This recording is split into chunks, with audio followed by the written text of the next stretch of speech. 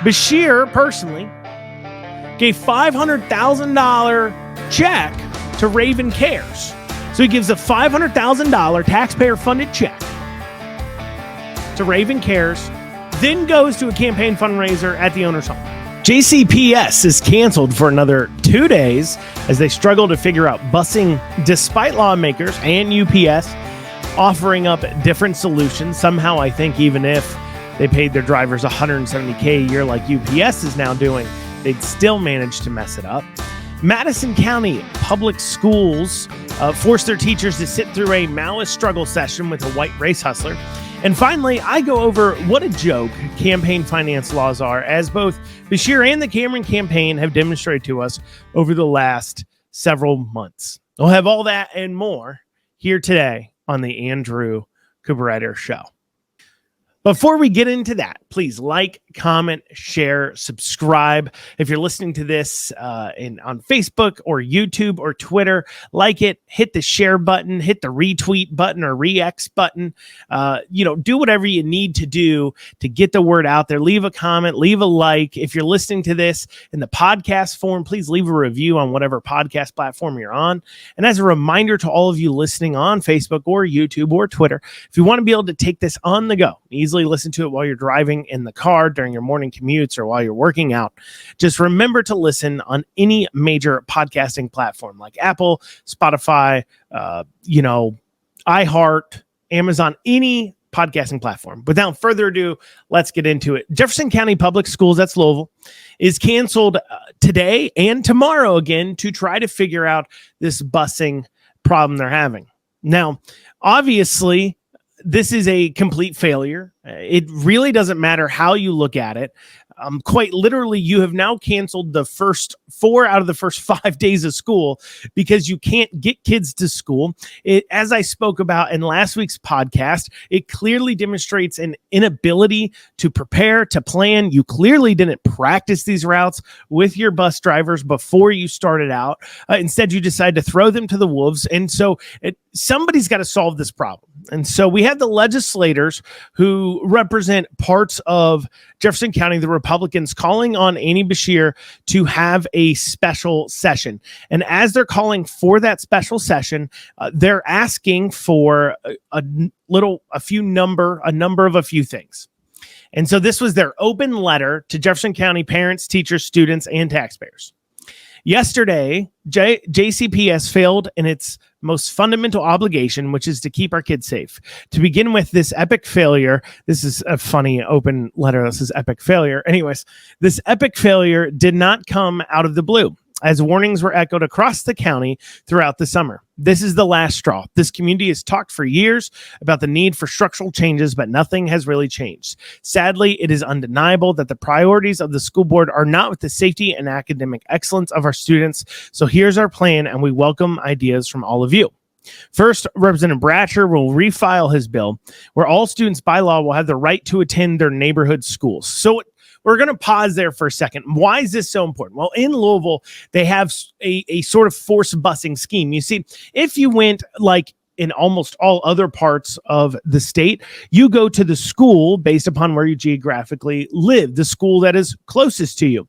But in Jefferson County, what they do is they bus kids sometimes all across the county. So they pick up all these kids, they take them to a bus depot where then they're to get onto their correct buses, not at a school, not anywhere else, but at a bus depot. And then they get bused to their proper schools. This causes really long routes. And this is part of what causes this logistics issue that JCPS is having. Now, they do this in the guise of equity and equality and so on and so forth because, well, all the poor places would all have poor students and those schools would be worse, while all the schools that don't have poor students would be excellent and overperforming, and that would create an inequity in our public school system despite the fact that they're receiving the same amount of money. Now, obviously, that somehow believes that it is somehow a difference in quality of school and not a difference in quality of involved parent, right, wrong, or indifferent. It could be because of economic circumstances, could be a number of things.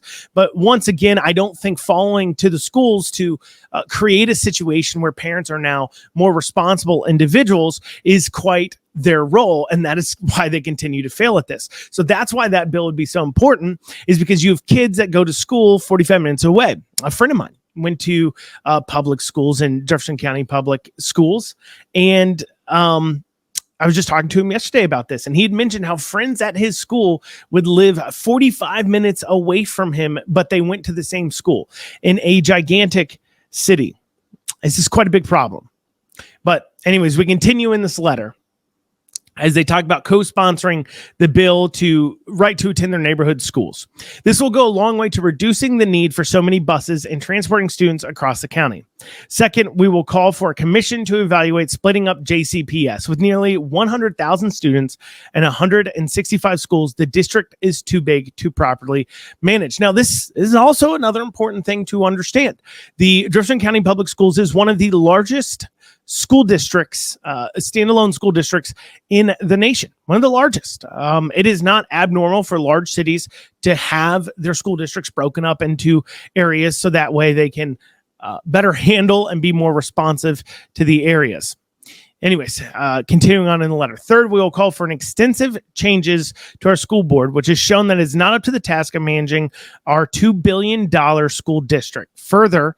Fourth, we strongly support school choice, which will empower parents to have more control over the education of their children.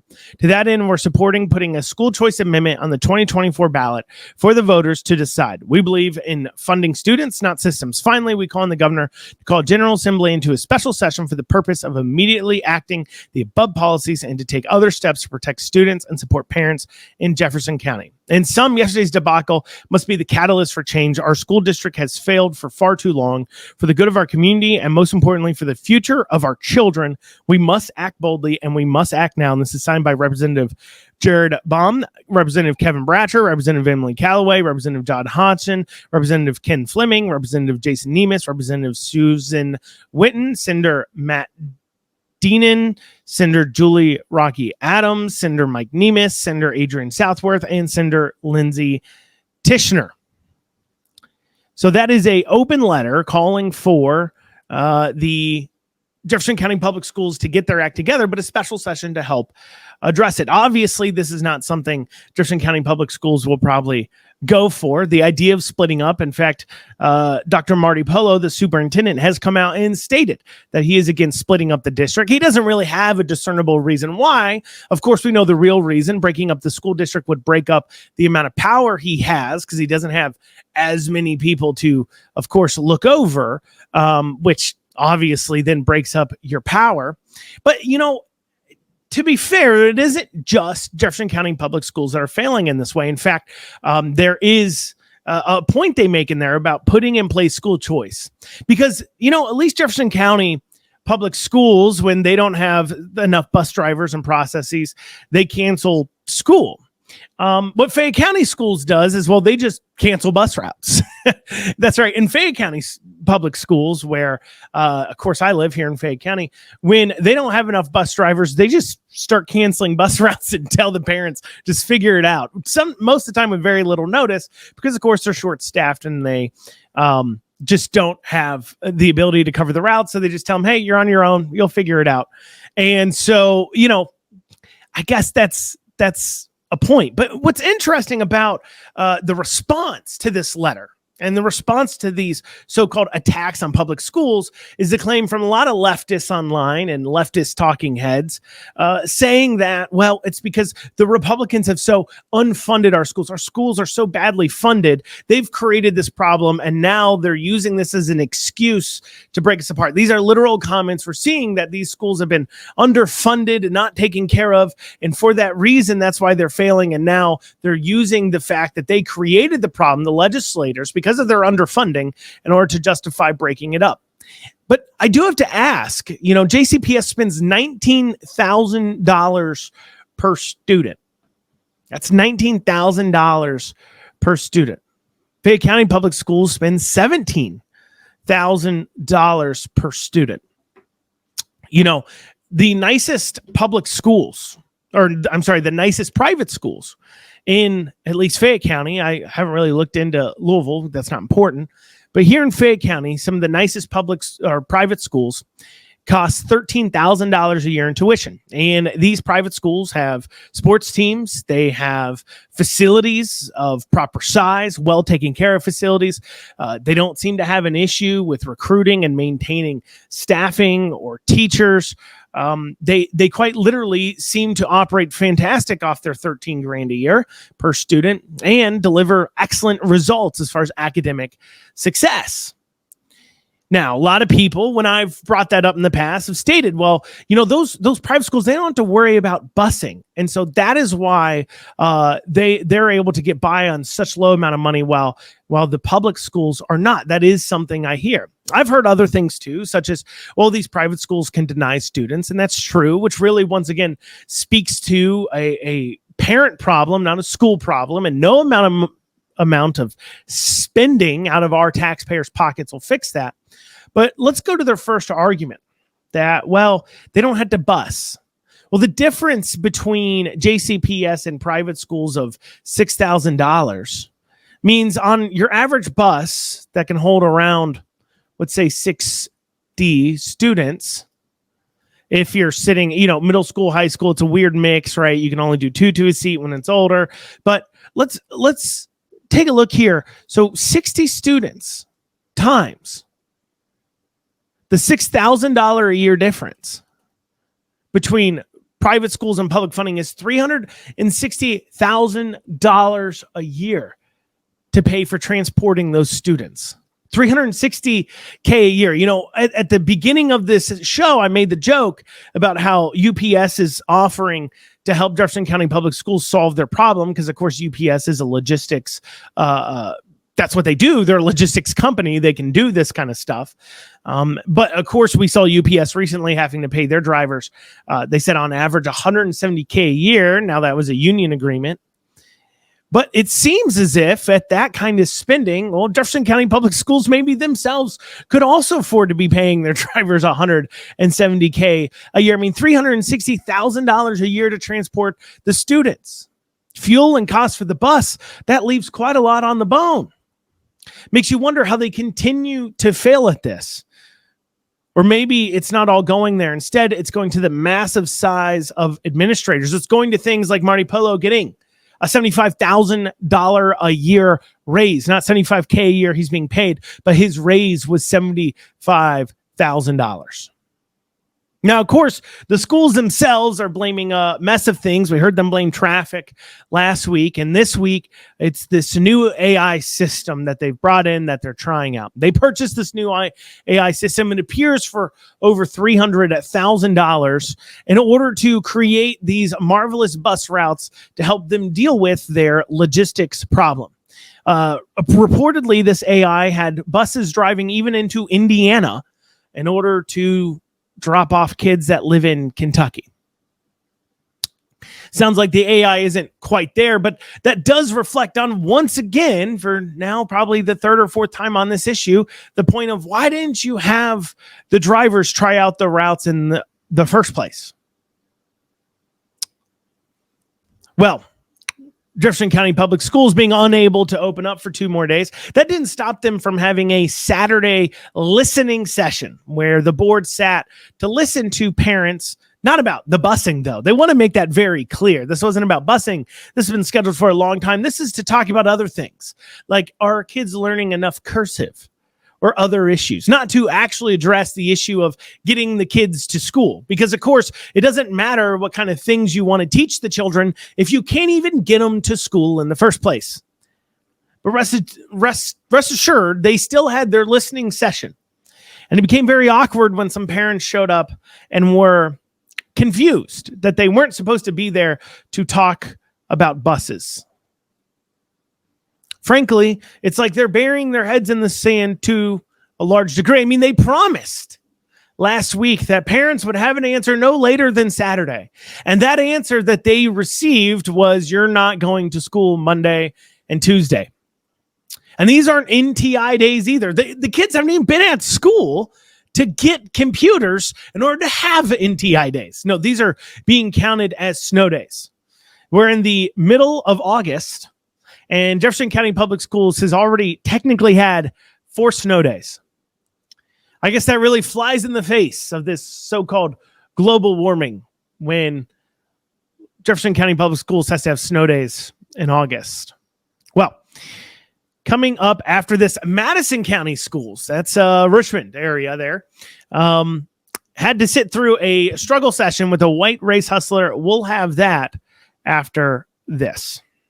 Listen up, my fellow business owners. You need to get your cybersecurity and IT support under control. Reach out to the folks at Amston today. Call 859-300-0087 or visit amston.com. It is no secret that cyber attacks have become a constant threat, and you need to make sure that your organization is protected. Amston has over 30 years of experience working with businesses and governments alike. Call 859-300-0087 or visit AmstonAMPSTUN.com today. Let me tell you guys about an event that I'm actually emceeing on September 16th. It's the Constitutional Kentucky's 4th Annual Liberty Dinner. Let me tell you, this is a great time with amazing food. You're going to hear some great speakers like Lee Watts from Patriot Point, Second Amendment advocate Lucretia Hughes-Cluckin, and of course, yours truly. Do all this while enjoying an evening surrounded by liberty-loving individuals like yourself. Get your tickets now at constitutionalkentucky.com. Once again, that is constitutionalkentucky.com. Purchase those tickets before supplies run out.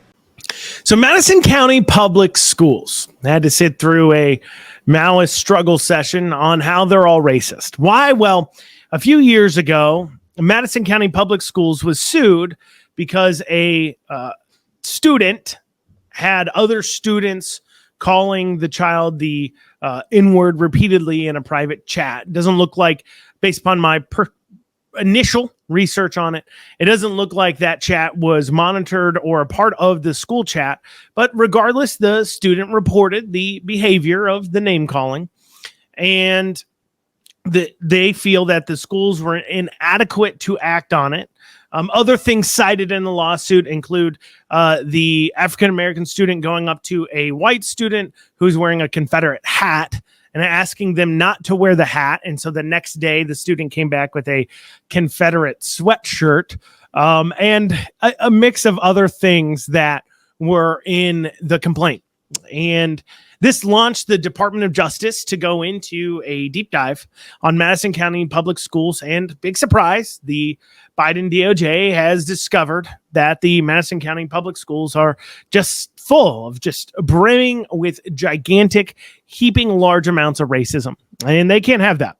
And so a part of that agreement, the settlement of the lawsuit from the DOJ, was to have diversity training sessions.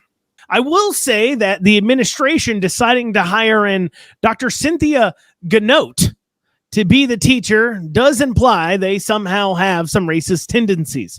And what do I mean by that? Well, Cynthia Ganote is clearly a racist herself.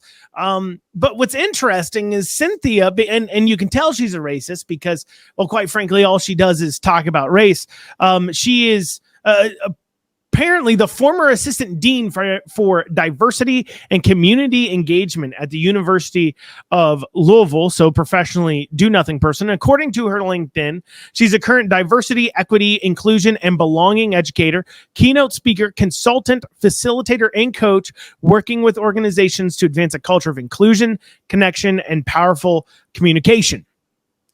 Now, we all know how I feel about these so-called diversity and whatever classes, these malice struggle sessions where everybody has to admit they're a no good, darn dirty racist. But I would say if you're going to hire somebody to tell a bunch of white people that they're a bunch of dirty racists towards minorities, this might be a great opportunity to make sure you hire a minority to do it. But instead, we have this race hustler, Cynthia Ganote. I'm throwing up an image for those of you. This is from her Facebook. I'm assuming her Facebook. For those of you who are unaware of, who aren't looking, at this because you're listening to the podcast version. This woman is white as snow. I don't even think she has a good tan on her. In the image I'm showing, there's clearly a lot of lighting going on. I believe some filter work has happened, and still she is whiter than me. I think this literally points out what a race hustler she is. I mean, she can't even leave the teaching of racism towards minorities to the minority people that these individuals are supposedly all racist to. Instead, she believes she's the most qualified person to do it from her white background. And while I myself don't put much into these things, as I've said earlier, and while I myself don't believe that these classes make any sense at all, I think they make even less sense. At least, if you're going to hire somebody to teach a class on racism, you should hire somebody who isn't racist. But according to these types of thought process and methodologies that she prescribes to, not me, but all white people are racist. And so somehow Madison County Schools has managed to hire somebody who self-proclaims that she herself is a racist, to teach a class on how to end racism. Certainly doesn't make a lot of sense. But Cynthia doesn't just teach about racism. No. According to her Facebook, I believe, unfortunately missed it. I believe it's past. It's already passed. It happened a few days ago, where she hosted a webinar called Barbie and Me, Unpacking the Patriarchy. Now, in her post, she did let you know that if you hadn't seen the Barbie movie yet, you could still attend, which if I'd known about it, I could have attended. Now, I haven't seen the Barbie movie yet. Probably not going to. But I don't think I'm their target audience. But at the same time, I could have attended this webinar. I'm sorry I missed it. I could have learned a lot about how to unpack the patriarchy, which is just shocking to me. I didn't know I needed to, and now I'm learning things. But according to teachers who attended this seminar, her entire talk consisted of beginning with the critical race theory concerning the founding fathers creating a system only for themselves. She started off by claiming that the founders of our country are nothing but also a bunch of down-darn racists, and the very founding of our country, in and of itself, was founded on racism. A common claim that we hear from these kinds of race hustlers, these kinds of race grifters. There's also statements made about ensuring that students are called by their desired pronouns. Obviously, she didn't get the message about Senate Bill 150, but also at the same time, I thought the issue before us was racism, but I guess somehow she's decided to tie in racism with gender pronouns. It's really a problem and a joke that our tax dollars fund these things, continue to fund these things. Not only, as I said earlier, she held a position at the University of Louisville, but also as well as she was teaching this class for these teachers, we were clearly paying her. I don't think she came to do it of her own free will. I'm sure she was paid quite a lot for her time. After all, that is her professional job, according to her LinkedIn, being a consultant on these issues.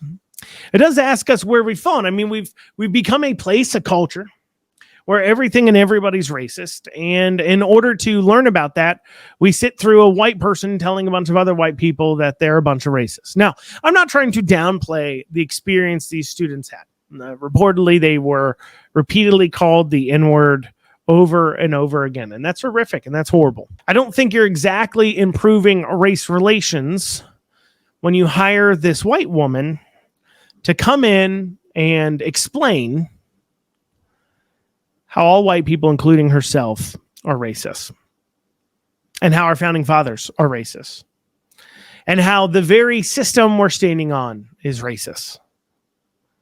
No, instead, maybe just talk about understanding how harmful some of the words are, where their histories come from, so you know why they're so wrong, and then how to deal with students who are saying these things in the first place. That would make more sense to do if you're going to have these types of sessions at all. Well, coming up after this, the Beshear and Cameron campaigns have made it very clear how horrible our campaign finance laws are. We'll have more after this. Lexington Overstock Warehouse is Central Kentucky's best source for stylish new home furnishings. Don't pay retail. With our low overhead operating structure and big name brands, we offer the absolute best values on new furniture for every room. Shop online anytime at LexingtonOverstockWarehouse.com or visit our weekends only showroom located at 156 West Tiverton Way. Right now, for listeners of this show, we're offering a special discount for our online customers. Use coupon code FREEDOM for an additional 10% off your online order today. Lexington Overstock Warehouse, low overhead equals really low prices. 859 Print has local service and low prices. I personally have done tons of business with them, and I can tell you, whether it is getting things printed off, sending direct mail, making business cards, buying TV ad time, digital marketing, they can do it all. And as a special for listeners of this show, they're offering 10% off any and all print services using code RIDER2024. That is code RIDER 2024 for 10% off. Check out 859 Print. You'll be glad you did. Campaign finance laws are a joke. And I know a lot of you think that campaign finance laws are one of the few bulwarks trying to stop the corruption that we see going on in politics. But as a former candidate for office, I can tell you that these campaign laws are used to lock out people like me, like you, like others that receive donations from the masses, and is intended instead to only serve individuals who are going to be receiving those millions of dollars from corporations. That's quite clear when you take a look. I mean, to be honest, if I had 20 grand I wanted to get to one candidate, there are legal ways for me to get it to that one candidate. Whether that was one, I can give them in the state of Kentucky $4,200 directly from them. From me and my wife can both give $2,100, so $4,200 from my family. Then I can give money to GOP parties all around the state and the state GOP, who can give unlimited amounts to political campaigns. I can also give money to PACs. I can, if I want to get 20 grand in, I take 4,200 of it directly, and then I give 2,100 each to different PACs and tell them to give the money to you. There's many ways you could do it. Some of it's a little gray, some of it's not. I remember during the state Senate race, there was a redistricting fiasco that happened, and there's quite a lot of questions about campaign finance. And the director of the Kentucky election finance group, KREF, he said, when asked about it, he said, well, we're allowing people to forward their money that they bring into this campaign. Prior campaigns that they're redistricted, they can pass it then into their other campaigns. And we're allowing them to do that because, you know, really they could have just basically laundered it themselves by giving it to the party and then the party giving it back to them. Because, of course, campaigns can give unlimited amounts to the party, and then the party can give unlimited amounts to the campaign. And what he was alluding to was, if I had 100 grand in campaign account, I wanted to get it into another campaign account, I can just give 100 grand to the local party, open up the new account, and then the local party is allowed to give me 100 grand back. Is it illegal? Is it not? It's a little gray. It's unsure. But of course, people who aren't in good with the parties, or people who don't have friends, because obviously if I instruct somebody as a candidate on how to do those things, exactly the legal process for how to get 20 grand, 30 grand into my account if they wanted to, that would be crossing a line. And so individuals like me can't explain it.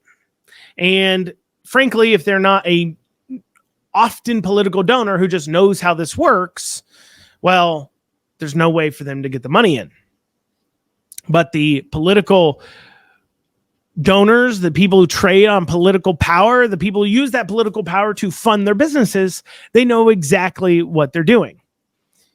But as we look at the governor's race, we've seen both sides having issues with campaign finance and definitely some very bad looks as far as campaign finance goes. We obviously had Cameron, nothing as of recent that I've seen, but Cameron has had some issues of campaign donations coming in from possible conflicts of interest, people that his office are looking into or taking to court, but then individuals within that organization sending him money.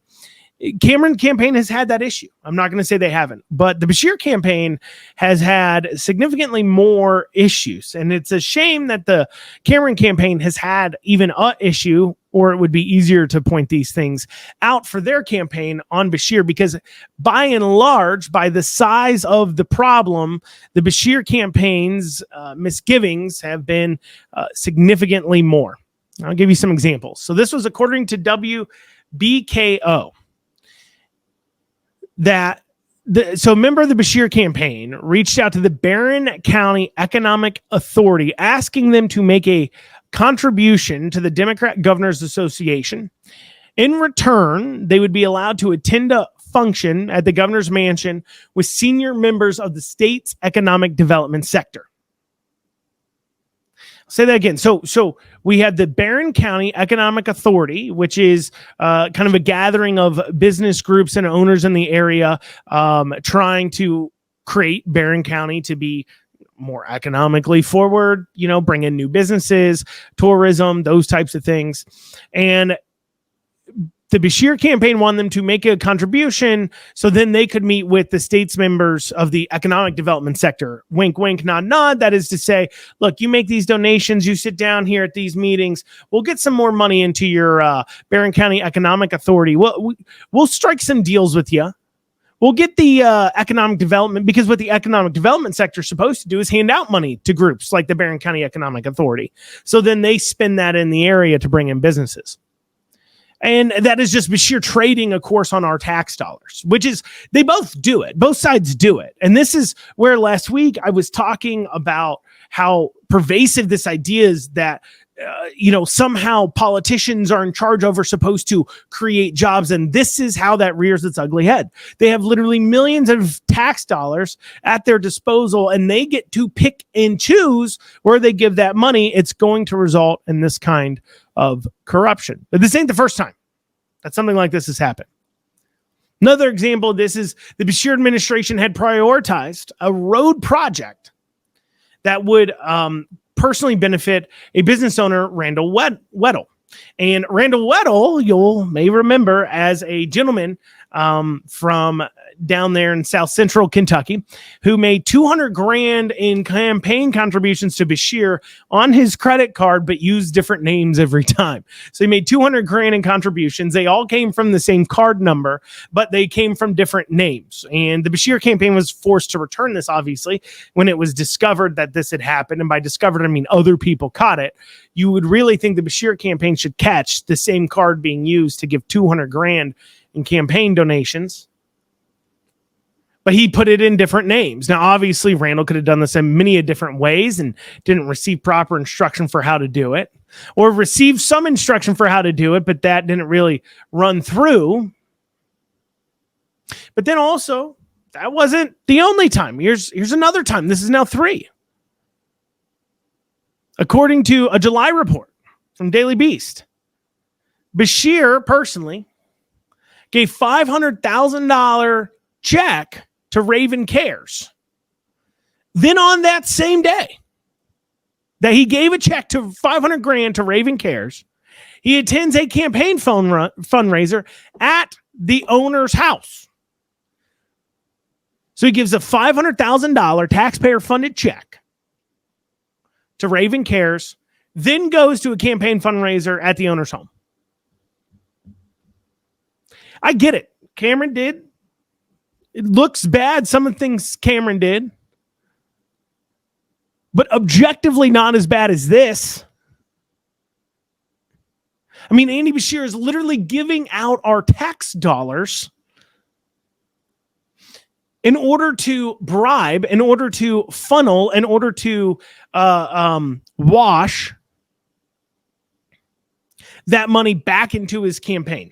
We've seen this on the Democrat side, like I said, seen this on the Republican side, and they keep doing this because this is a joke. our campaign finance laws are a joke. We don't hold people accountable at all. The use of taxpayer funds in campaigns is pervasive. It is massive. It's a big problem. Millions upon millions upon millions of our dollars are being spent this way. Sometimes it's as glaring examples as giving $500,000 to somebody and then turning around of our money to somebody and then turning around and having a fundraiser at their house. Other times, it can seem as simple as people who are currently in office using their office staff to, quote unquote, volunteer on their campaigns, costing taxpayers hundreds of thousands of dollars. The problems are consistent and constant. And as I said, these rules, these laws that are coming in to tamp down the kind of corruption, it's a joke. It doesn't mean anything. It's to trip up people. It's something that the uniparty, that the establishment uses to beat down on new candidates coming in, that if they make a mistake on airing something wrong on their forms or something else. Meanwhile, they enjoy almost complete immunity from these kinds of actions. It isn't fair. It isn't right. And we as voters have got to start standing up on these issues. And as I said last week, we've got to start being smarter. We've got to vote smarter. We've got to pay attention. Nobody's owed your vote. Make them earn it. Well, y'all, that's what we have time for today on the Andrew Cooperrider Show. Thank you all so much for joining us, and have a great rest of your day.